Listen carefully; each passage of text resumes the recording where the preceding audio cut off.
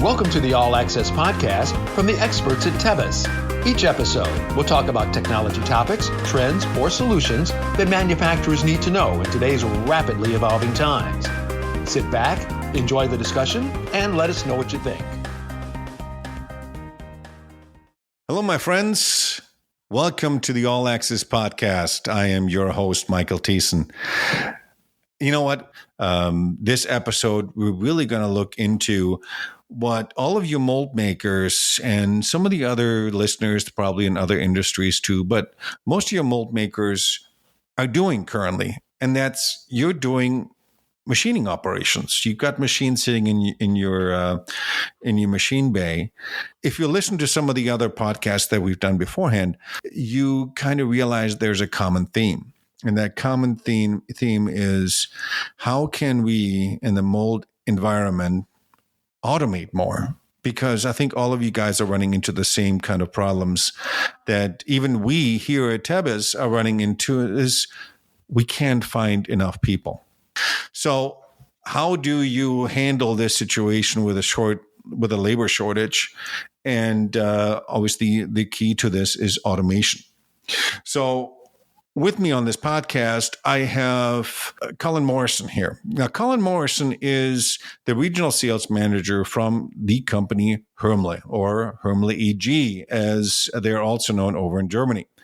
And if you know anything about Hermle, you know that this particular product is a very special product, a very interesting product to look at from a machining aspect, as well as from looking at the area of automation.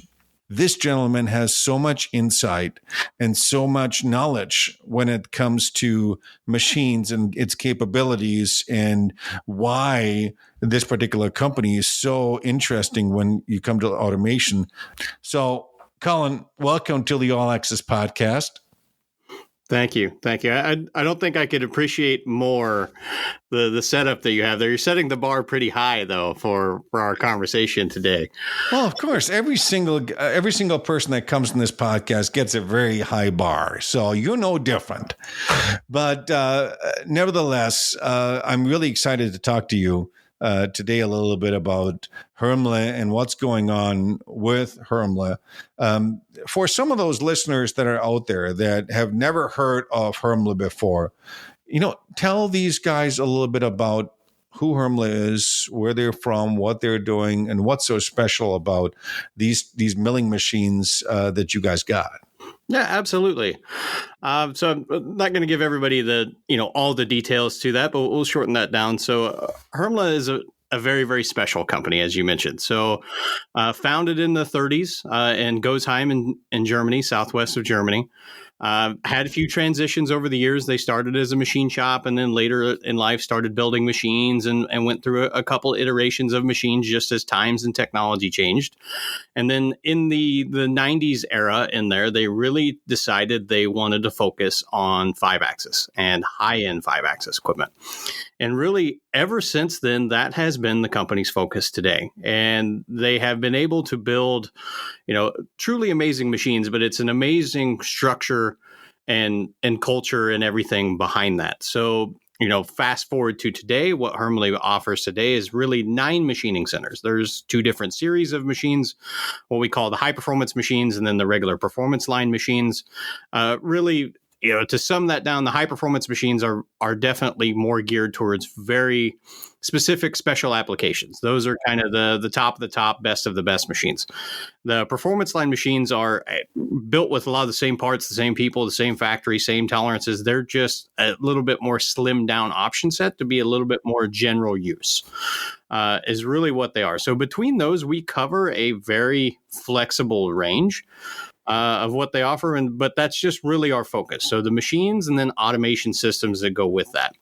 And because of, all the different industries, mold, aerospace, medical, electronics, general manufacturing, all of that, we've been pushed over the years by, what is needed in these areas. And so, the mold makers obviously needed very, very high precision and be able to match and blend tool paths and get surfaces that match very good. A lot of our high-end aerospace companies wanted to be able to cut super alloys, and so we needed to strengthen the rigidity of the machine. And the medical guys needed very, very high levels of precision. And so just over the years, all of these capabilities were really stacked in the machine, and then supported from a very special. There's really no other way to explain it, but just a very special aspect behind it. The people that come and get to meet the Hermle team, especially the team in Germany, you see the factory and everything else with it. The USA team and the Mexican team and everything else is absolutely amazing as well. Hermle is not a machine. It's not a machine builder. It's a culture. It's a way of supporting and everything with it. If we talk with some of the people who have worked their entire lives at Hermle and seen the journey over the years, they would tell you what made Hermle special is they made a very good machine. I mean, they're maybe better in one aspect or another or whatever it is, but they made a very good flexible machine, and they supported it extremely well. That's the thing. If you get a chance to talk with many of the Hermle customers, they will happily tell you just the support level that they get from that, the capability that they get from the machine is next to nothing. And that's something that we extend throughout all of what we do in supporting customers and the value that we try to bring and the support behind that. Right. It's so interesting to hear that you mentioned that the Hermle is not a machine. It is a culture. It really is an experience that you need to have, because the experience that you're getting from a Hermle machine is just a different feeling. And I had one customer just recently, he was looking at a Hermle machine, and he asked me, he goes, "Hey, Michael, do you know anything about these Hermles?" And I know what they have two different lines. And I'm going, "Really?"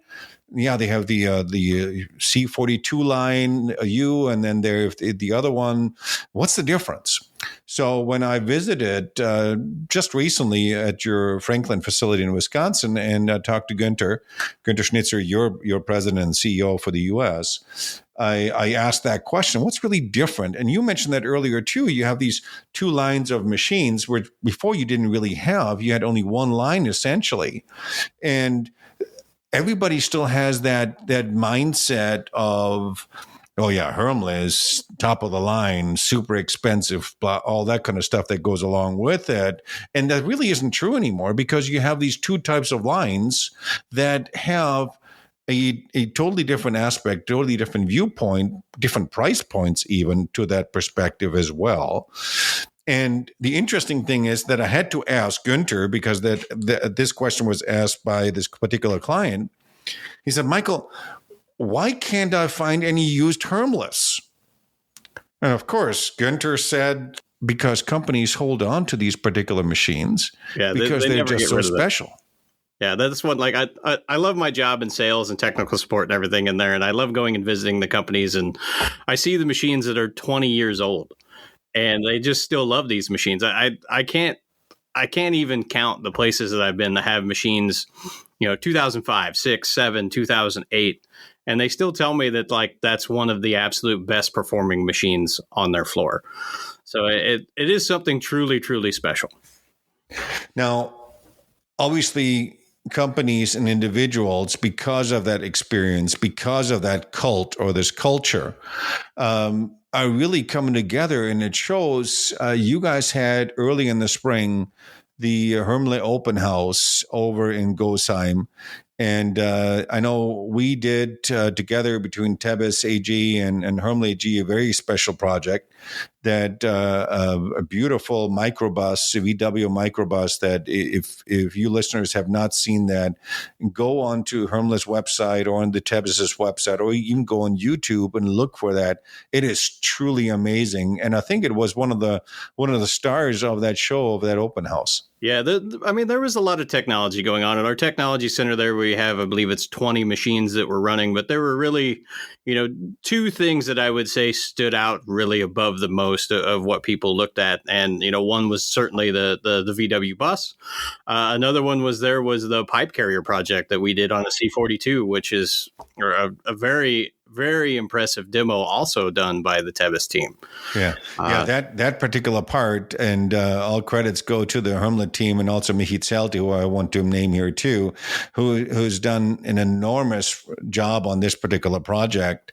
And it really shows the capability of that C42 machine, that it can really hold very, very high tolerances, because that part came out absolutely beautiful. Yeah, one of the things that's really hard for us to explain about the machines, I mean, everybody says it, but it's really hard to see it, is if you had to describe one of the things Hermle can do really well is we can process code. The machines can process code extremely fast, extremely accurately. There's a lot that goes in behind that. And that was certainly one of the better demos I've seen in a long time that really shows that, because you just see how fast and how quickly that's moving. But then you see the end result part that comes in, and it looks immaculate with it.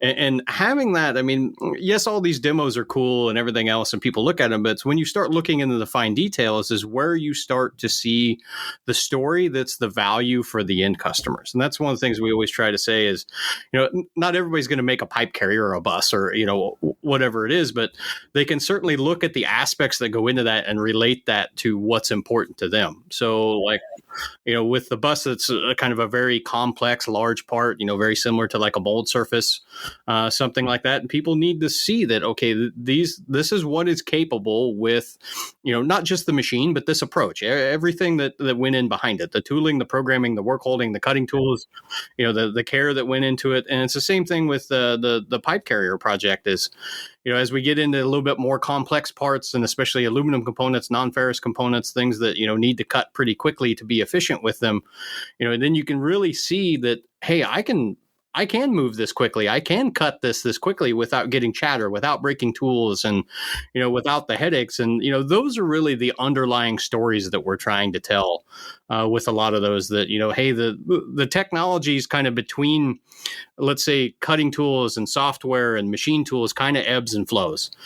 We always see the capabilities of the cutting tools usually gets a little bit higher. Then the machines catch up. Then the software catches up. And it's always this back and forth kind of pushing everybody. And we really love to push those limits because that's what a lot of our customers demand of us. And our customers and your customers, they have the same goal.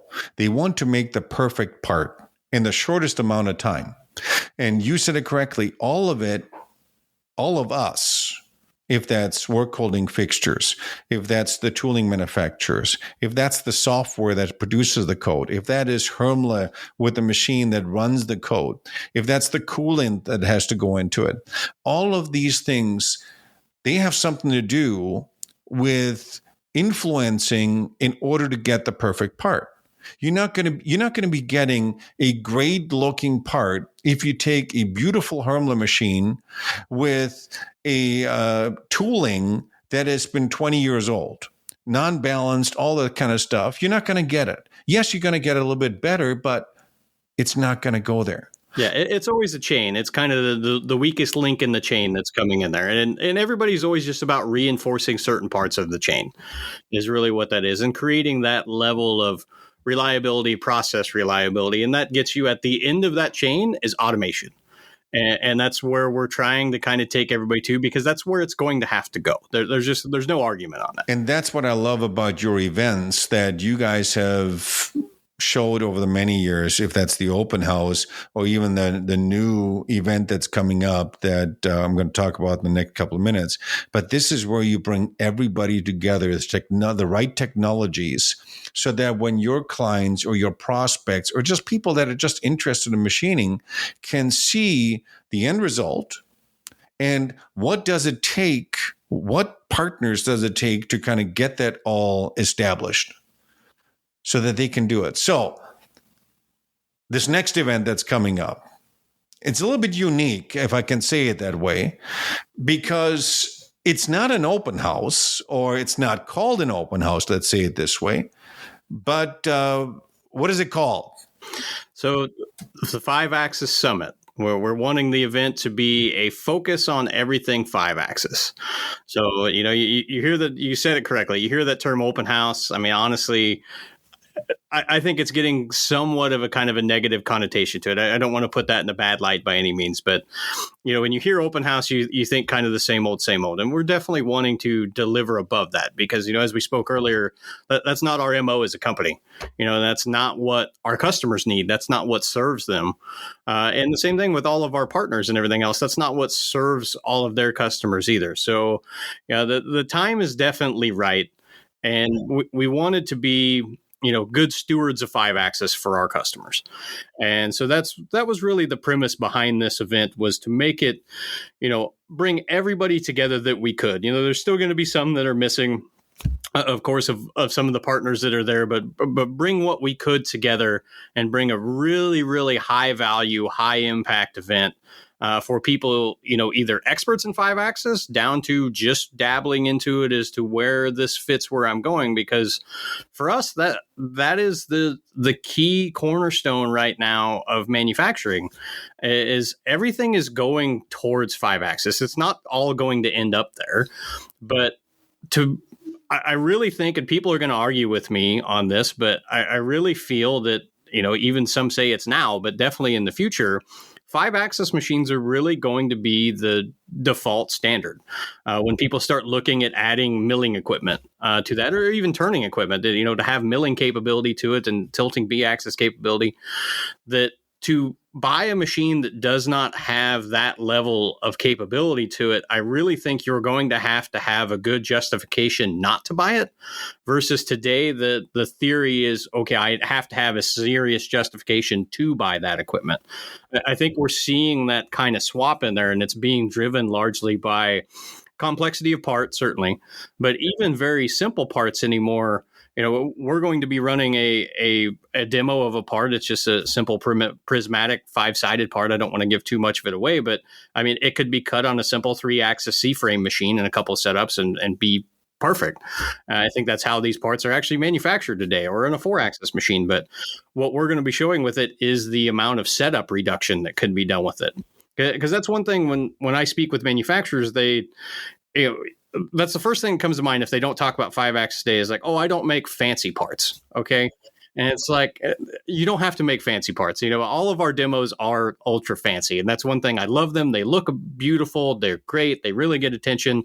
But honestly, it's not a great showing of what a lot of our customers do. A lot of our customers do simple things that, don't really need 5-axis, but they're using it for the setup reduction of it, or the quality control of being able to have one chucking and be able to attack multiple datums or multiple angles, or approach a deep wall smarter, as opposed to using longer tools where now you can tilt the tools and get that in there. So I really think that that's where things are going to go. And, people are going to start seeing that, hey, I need fewer people to move parts and flip parts from, station A to station B. And I can really reduce that WIP, that work in process of parts sitting on my floor. So we really thought this event is going to be a good kickoff for that technology now and moving into the future. It's really needed. I think a lot of manufacturers are still stuck in the 80s, if I can say that I think the stigmatism, and I was one of them in my former shop that I was at, 5-axis was always considered difficult to program from a software perspective. And also the machines were not as dynamic as the machines were, because the answer was always that, 3+2 is a heck of a lot quicker to program or 3-axis than 5-axis. Well, that has all changed with these new technologies of machines and the linear drives and the amazing speed that these machines nowadays have. That is not an issue anymore. The other issue is also not from a programming perspective. Programming a 5-axis job with, of course, I'm going to say here, Tebas, it's not that difficult anymore. You have a lot better control, a lot easier ways of operation. So technology has advanced. A lot of companies are still stuck in their mindset in the 80s that said, I'm just going to do 3-axis and that's it. Well, I think that's really how that's went. I mean, it's not that hard to look back and see everybody went from 3-axis to 4-axis, 4-axis made a lot of sense. You get a little bit of better automation capability to it. Generally, when you start seeing a lot of horizontal machines, you have that better access to at least 3 sides of a part, maybe 4 sides of a part, depending on how that's set up there. But you maintained all that kind of same rigidity and accuracy and ease of use of a 3-axis machine. It was simple to program. When 5-axis started coming along, I would say it was ahead of time of the technology that was needed to make that simple to implement. Only the guys that absolutely had to have it went there. Now we've had a certain amount of time come past, and you're 100% right that everything else has now caught up to it. The progression into 5-axis is now much, much easier. I describe it to some of our customers who are getting into it as, yes, there's a very high barrier to 5-axis from 3 or 4-axis, but it's very thin. It's like a curtain. And like you just need a peek behind the curtain is really all you need. And then you can start to see how the world really opens up to you, because just like you said, the software is there. The machine capability is there. Some of the features on the machine to make this much, much simpler to set up and do is there. And quite frankly, a lot of customers today of ours and other 5-axis machine builders, they run their machines like 3-axis machines or 3 plus 2-axis machines a good portion of the time. There's really only so many parts that truly require 5-axis simultaneous. Now, there are many parts that could easily be done in 3 or 4-axis, but there are certain benefits of running the tools in a 5-axis orientation. Something like stirs milling or something like that, where you can now say we're surfacing at the top of a mold, and instead of using the bottom of the ball mill where you have zero surface footage, now we can tilt the tool at, let's call it a 30-degree angle. And now you can use the tool in a much more efficient manner and get better access. And that just gives you a larger toolbox to work from. Right. Now, this 5-axis summit, when is it? So it's October 3rd, 4th, and 5th at the Hermle USA office in Franklin, Wisconsin, just outside Milwaukee. October 3rd, 4th, and 5th. Of course, it's in my calendar because obviously Tebbis is going to be there. We're actually working not to take anything away, but we're working on a joint part that we're going to show at this and debut it at this particular event. From what I've seen, it is incredible. It looks stunning. Hermle in the area of the industries that Hermle machines are being utilized, it's a lot of mold die applications, die cast, but also this also maybe introduces it to aerospace more and more. Is that a correct statement? Yeah, which we have a lot of customers in the aerospace side. I would say for us, we're pretty prevalent in just about every industry. One of the exceptions may be ultra high volume automotive, somebody making 1 million of one part. If that's the case, that's a little bit more specialized type system. So you're always going to be better off with that. But the bigger drivers are definitely die mold. Those are the guys that are seeing a lot of benefits of this. Tool building and all of that associated with it. Aerospace for sure, medical, electronics, just even general manufacturing, like I talked about before, of the setup reduction and everything else. And there are people making a simple gearbox. But the aerospace side and the die mold side, I would say those are the guys that are feeling the fire underneath them, that they have to do something. They have to make that move to stay competitive. Right. It's so interesting when I go around and talk to customers, even prospects, new clients that are interested in Tebbis. The first thing that always comes up when we talk with them and kind of feel out what these companies are doing and how they're applying themselves is, we just purchased a Hermle machine. That's one of the first things that I'm hearing lately, and I'm no joke. The last 5 companies that we've talked to here, all of them either just purchased a Hermle machine or waiting for delivery and are now looking for a software solution can do this, that can program this and then also simulate it at the same time, because of course nobody wants to crash these beautiful machines. But you also have, if that should ever happen where you have an issue going on, you have in Wisconsin also a very dedicated service team. Because with any company, even with us at Tebbis, we focus very heavily on the support side and on the service side. And I think you guys are no different. Yeah, and I mentioned that earlier, is the support side is key to our business. And it's a strategy there. One, it's the right thing to do. That's above all. That's how it should be. We have service engineers based all across the country, and then beyond that, like I said, it's the culture that we have. And then it's just a strategic business decision. I mean, it's really not that hard to do. Hermle is in the business of selling machines. That's what we do. That's how we make our money. It's no different than anybody else how they make their money. Some other builders out there, I don't want to put anybody in a negative light, but they're pretty happy selling machine and then making the money on the service side of it, and not making money actually on a sale of a machine. That's not our business. We're going to make money selling the machines, and from there, and quite honestly, the easiest customer to sell machines to is one that's very, very happy with a machine. And we think that is the best value we can deliver to the customers, because at the end of the day, that's all they want. People aren't out just buying machines for glamour or whatever it is. They're trying to solve a problem, and they want to solve that problem and move on to the next, and not have to come back to it has maintenance issues, or it can't do what we need it to do, or whatever it is. So we feel we have a pretty high value proposition in there, is we deliver a solution and we support that solution. And it's very interesting and refreshing to see you put the customer first when you provide a high quality product like Hermle, because the last thing that you want to see is that a machine's going to break down, because you're already thinking about this, because it is high quality that you guys do. It has a longer longevity.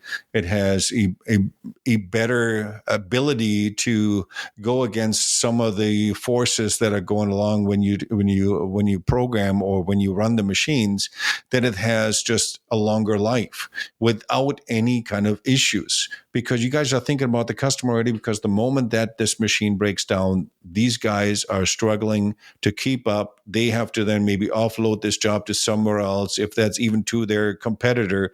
And that is something that you guys take very seriously. And you know what? I commend you for doing this, because you guys have an awesome team there. I mean, it's the culture behind it. It really is. Like, we've kind of talked about the whole thing, even leading up to this event here, is that just all the support and everything goes in behind it. It must work as it's intended to. And it takes XYZ to get there. There's a lot of everything that goes in behind the machine. This technology summit could have been renamed something else, because not only are you going to show 5-axis there, and it could have been called the Automation Summit, because the level of automation that you guys have with the robot pallet system is just extreme. Yes. Yeah. So the RS systems from us, what you see there's a couple different ones in there, but those are the things that if there was something to not miss, those would be it.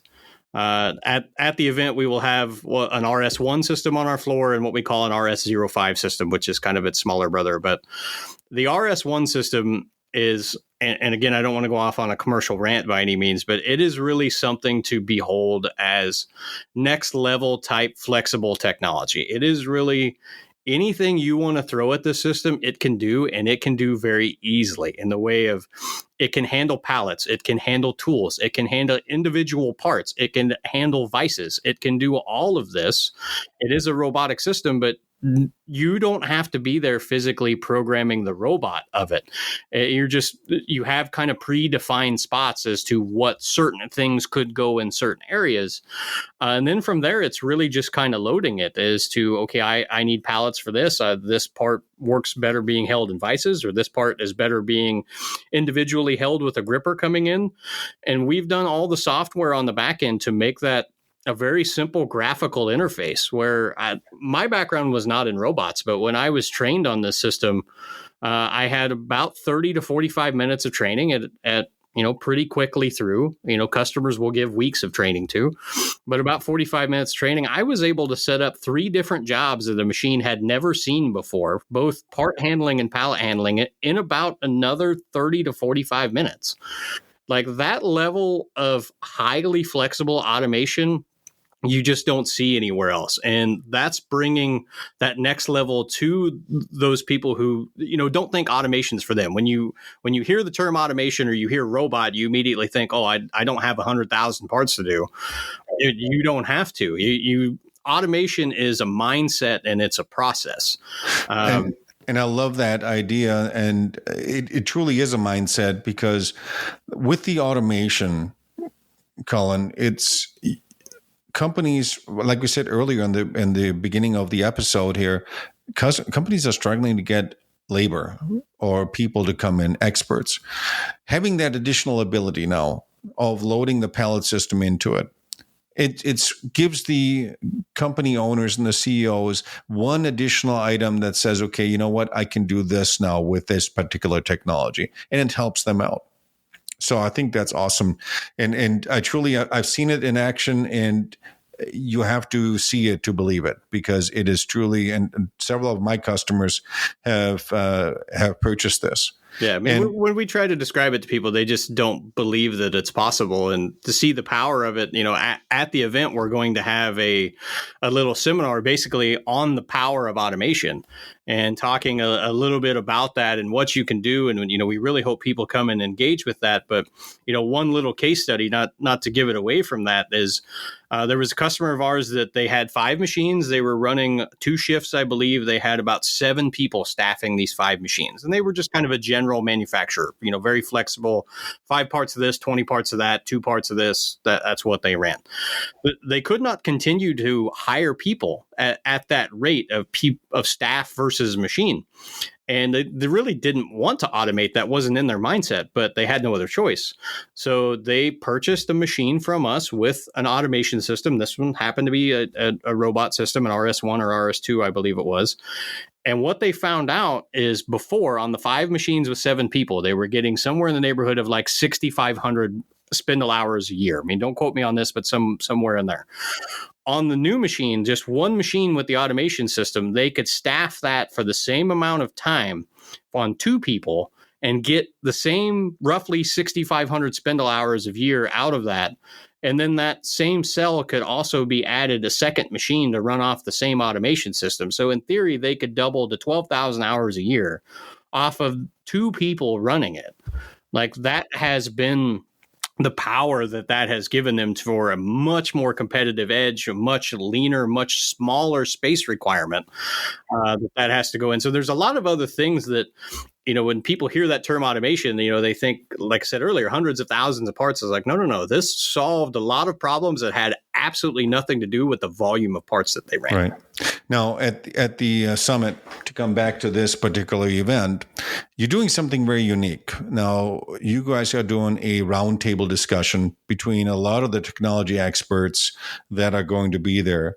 And it becomes a dialogue between the people that are there that try to get an aspect of the different technologies that are there, and they can bring something home with them of what they're seeing at their roundtable discussion and so forth. Tell me a little bit about this idea of this roundtable. Yeah, absolutely. So we're going to have kind of 2 versions of this each day.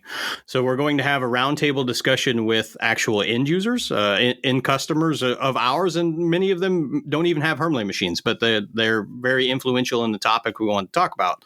On specific topics, things could be general challenges in business. One of them will be about automation, how they implemented it. We'll have people talking in that who do higher volume, people to do higher mix, a company that does die mold stuff, so onesie twosie sorts of things, but they happen to have a very high technology automation system, and get their perspectives of how that was implemented. We have another topic we're going to discuss about the influence of social media on today's business, marketing your business, and how much time you should devote to that or whatnot, because again, that's next level. Then each day we will also have a similar kind of roundtable. We're calling it a little bit more of an expert panel with it, where one thing that was asked of us is, like we'd mentioned before with the demo parts, is, okay, how did you do that? What went into it? What went behind it? And we thought, okay, we have a lot of partners in the industry. There's a lot of expertise. Let's let these guys answer these questions. So the event's 3 days. We have three different seminars. 2 of them are fairly similar, where we're going to group some companies together. We'll group a CAM company, a work holding company, and a tooling company together. We do appreciate Tevis. I believe you will be with us on one of these to discuss a certain part and what went in behind the scenes of that, what the concerns are of there, from a work holding gripping aspect of it to a tooling aspect to the cam side, is what do the experts see in this? And, we're kind of calling it process planning of behind the scenes of the parts, because, that's really the look you want to see is, how are others doing this and everything else. I mean, I've been around the world to quite a few places and, been to several, tech schools and engineering colleges and everything else. I've never once seen them training or showing behind the scenes how the processing is done or what the thought process is. Everybody just kind of develops their own, or maybe they learn it from a coworker or something like that.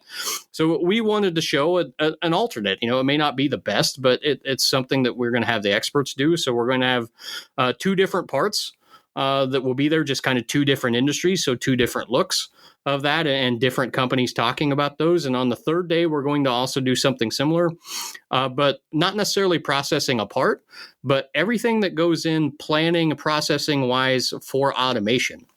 So again, when we talk about customers wanting to do automation, they think of the hardware. They think of the robot, the pallet shuttle, the whatever it may be, but automation is a process.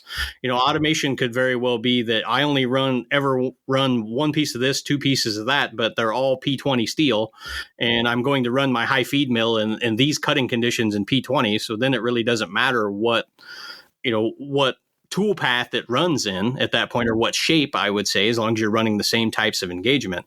And so just a look behind the scenes of what all the experts do there. So we think that's going to be a very engaging topic.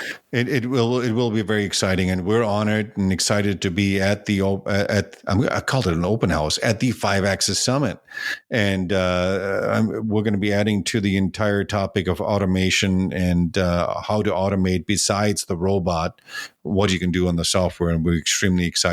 If you would give one reason, or maybe there's two reasons, why companies should look up this 5-Axis Summit, what would you say to these companies of why they should come? Honestly, I think this is the best look into the future that you're going to get in a long time, and it's 100% free to attend. Awesome. You know what, Cullen, it was a real pleasure having you here on the All Access podcast, and we thank you. And I will be seeing you here very shortly, October 3rd through 5th, if I got this correct, and in Franklin, in Wisconsin, at the Hermle USA headquarters. Come and see the machines, the robots, the technology partners that they've got there. I think you even have some German tent style thing going on. So it's going to be an event not to miss. Yeah, we're going to have a nice little Oktoberfest style event there. The Hermle hospitality is a real thing. If you talk with people who have been with us, that'll be there. We're going to have nearly 30 partners of ours on site.